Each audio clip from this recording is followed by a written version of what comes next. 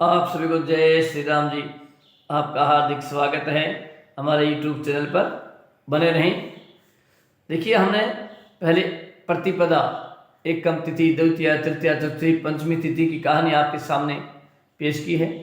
आज मैं इस वीडियो में आपको षष्ठी तिथि यानी छठ षष्ठी तिथि की महिमा के बारे में और कार्तिक जन्म की कथा मैं इस वीडियो में आपको कहूँगा। ध्यानपूर्वक से सुने। आपको अच्छी लगे तो शेयर भी करें, कमेंट करें और चैनल को सब्सक्राइब करें। जय जय श्री राम जी। षष्ठी तिथि की महिमा के प्रसंग में स्वामी कार्तिकेय की जन्म की कथा। राजा प्रजापाल ने कहा, द्विजवर, मेरा एक प्रश्न यह भी है कि अहंकार से कार्तिकेय की उत्पत्ति कैसे हुई। महामते, आप मेरे संदेह को दूर करने की कृपा कीजिए।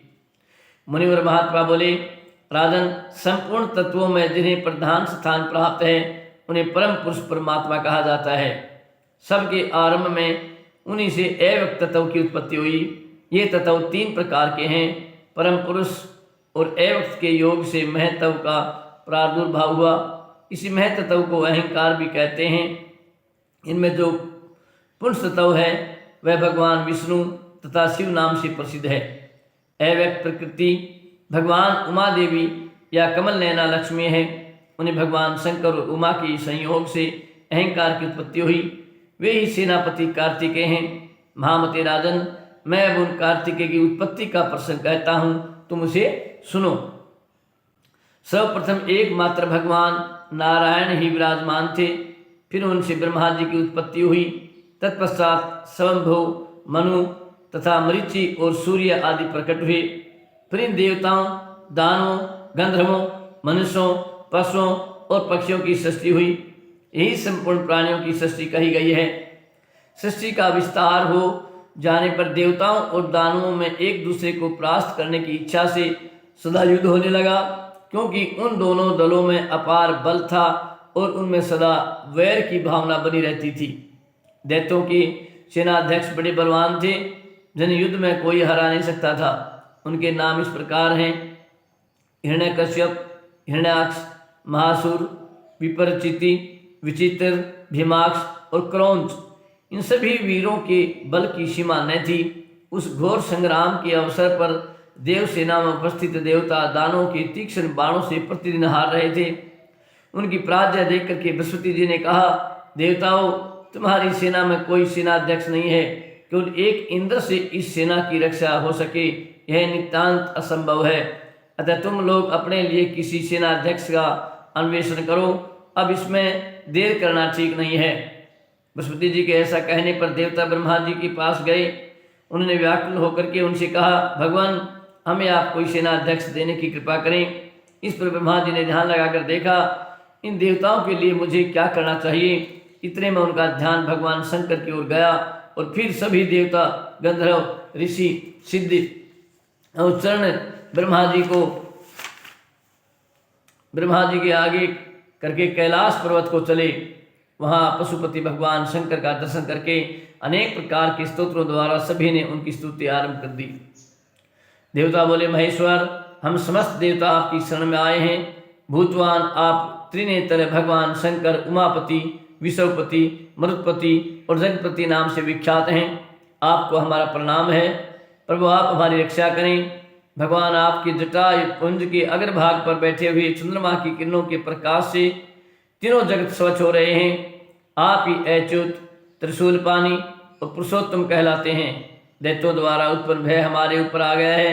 आप उससे हमारी रक्षा करने की कृपा कीजिए।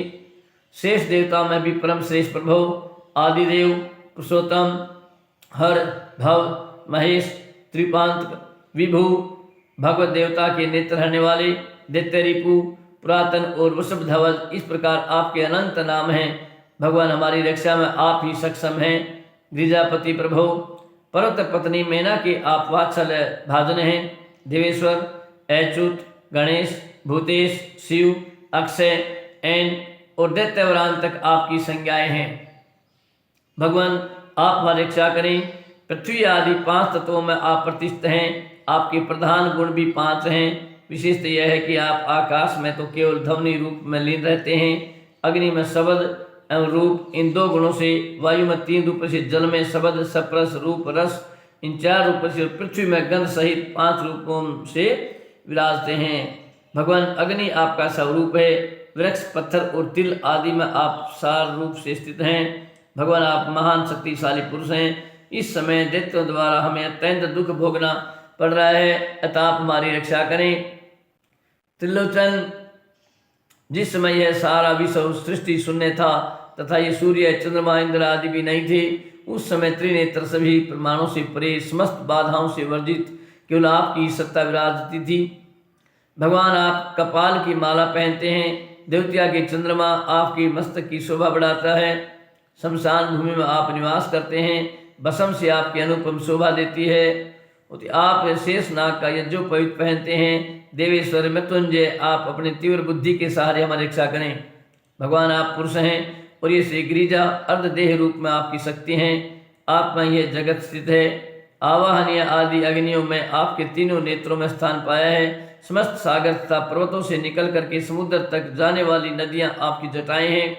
आप विशुद्ध ज्ञान घन हैं। जिनकी दृष्टि दूषित है वे ही आपको भौतिक रूप से देखते हैं। जगत की उत्पत्ति करता भगवान नारायण तथा 4 मुखों से शोभा पाने वाले ब्रह्मा भी आप ही हैं।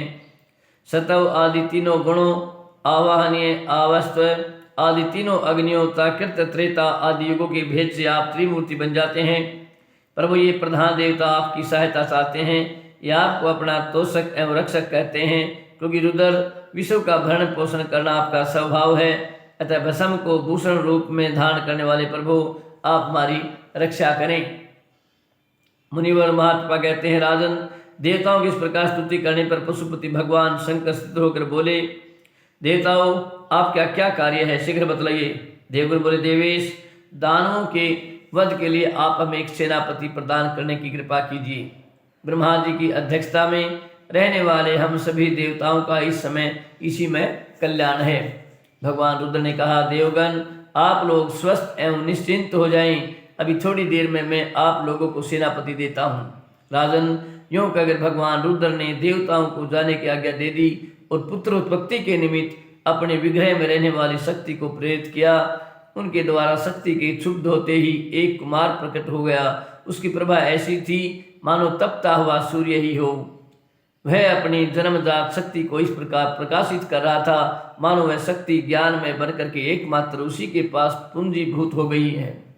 राजनर, उस कुमार की उत्पत्ति से संबंधित अनेक प्रकार की कथाएं हैं। बहुत से मनवंतरों तथा कल्पों में देवताओं के सेनापति उनके होने के विविध प्रसंग हैं। भगवान शंकर के शरीर में अहंकार रूप से जिन देवताओं की प्रसिद्धि भी थी, वे सभी देवता प्रयोजनवश देव सेनापति बनकर शोभा पाने लगे। उस कुमार के उत्पन्न हो जाने पर स्वयं ब्रह्मा जी देवताओं के साथ आए और उन देवाधिदेव भगवान शंकर की पूजा की।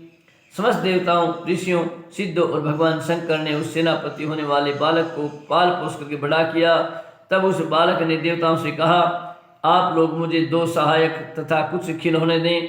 उस समय भगवान रुद्र ने उस बालक की बात सुनकर यह वचन कहा कि पुत्र, तुम्हें खेलने के लिए कुकुट तथा सेवा सहयोग के लिए शाख एवं विशाख नाम वाले 2 अनुचर देता हूँ।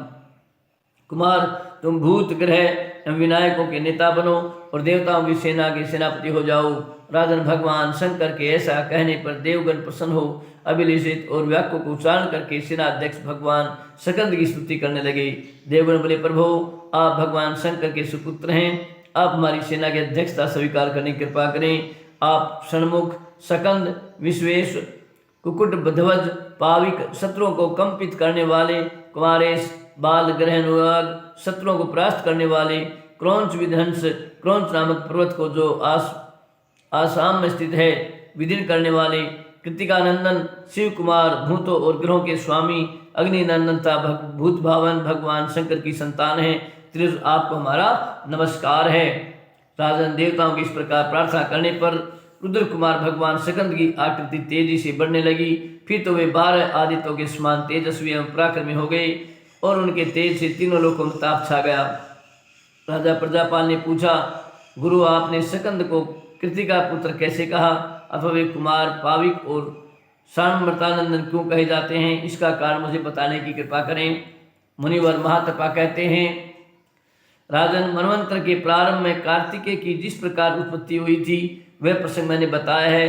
देवता लोग तो भूत और भविष्य की बातें भी जानते हैं, अतः उनके द्वारा इन गुणधोतक नामों का उच्चारण हुआ है। अग्नि के पुत्र होने से इनका नाम पावकी हुआ है। यद्यपि इनकी माता गौरी है, किंतु जन्म में कृतिका आदि 6 माताओं ने इन्हें दुग्ध पान करा करके पाला था, अतः ये कार्तिकेय कहलाए। महाराज, तुम्हारे प्रश्न का इस प्रकार समाधान हो गया है। आत्म विद्या रूपी अमृत का यह विषय अत्यंत गुह्य है। भगवान शंकर के अहंकार का यह मूर्त रूप है। संपूर्ण पापों के प्रशमन करने वाले स्वयं भगवान शंकर ही स्कंद रूप में प्रकट हुए थे। पिता में ब्रह्मा जी ने इनके अभिषेक के समय इन्हें षष्ठी तिथि प्रदान की थी। अतः जो व्यक्ति इस तिथि में स्वयं पूर्वक केवल फल के आहार पर रह करके इनकी पूजा करता है, उसे यदि पुत्र न हो तो पुत्र की प्राप्ति और निर्धन हो तो धन की प्राप्ति हो जाती है। इतना ही नहीं, मनुष्य मन से भी जिन जिन वस्तुओं की इच्छा करेगा वह उससे सुलभ हो जाएगी। जो पुरुष स्वामी कार्तिकेय की उपयुक्त गुण नाम पूर्ण स्तोत्र का पाठ करता है उसके घर में बच्चों का सदा कल्याण होता है और वे निरोग रहते हैं। ये थी भगवान कार्तिकेय की और षष्ठी तिथि की महिमा। जय जय श्री राम जी, जय श्री राम जी।